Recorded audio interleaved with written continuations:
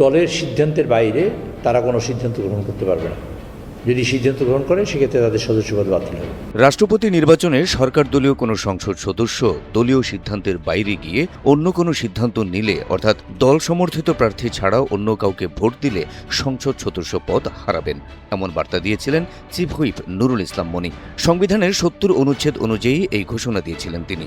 আর এই নিয়মকে চ্যালেঞ্জ করেই গেল ১৩ আগস্ট রিট করেছিলেন আইনজীবী অ্যাডভোকেট ইউনুস আলী আকন্দ। রিটে তিনি সংবিধানের ৭০ নম্বর অনুচ্ছেদের বৈধতা চ্যালেঞ্জ করেছিলেন এবং রাষ্ট্রপতি নির্বাচনের তফসিল স্থগিত করার দাবি জানিয়েছিলেন। কোটি মানুষের আস্থায় পাইপের বস আরএফএল পাইপ। তবে রাষ্ট্রপতি নির্বাচনের তফসিল স্থগিত চেয়ে করা সেই রিট খারিজ করে দিয়েছে আদালত। ফলে আগামী ২০ আগস্ট রাষ্ট্রপতি নির্বাচনে কোনো বাধা নেই বলে জানিয়েছেন আইনজীবী। মঙ্গলবার ১৮ আগস্ট বিচারপতি খিজির আহমেদ চৌধুরী ও বিচারপতি AFM সাইফুল করিমের সমন্বয়ে গঠিত হাইকোর্ট বেঞ্চ এই আদেশ দেন।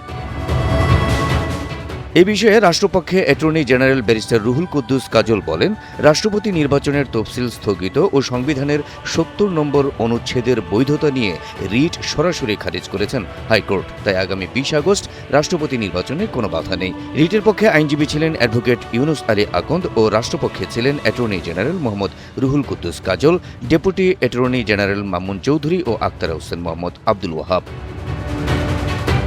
নির্বাচন কমিশন ঘোষিত তফসিল অনুযায়ী রাষ্ট্রপতি নির্বাচনের ভোটগ্রহণ আগামী ২০ আগস্ট বিকেল ২টা থেকে ৫টা পর্যন্ত অনুষ্ঠিত হবে।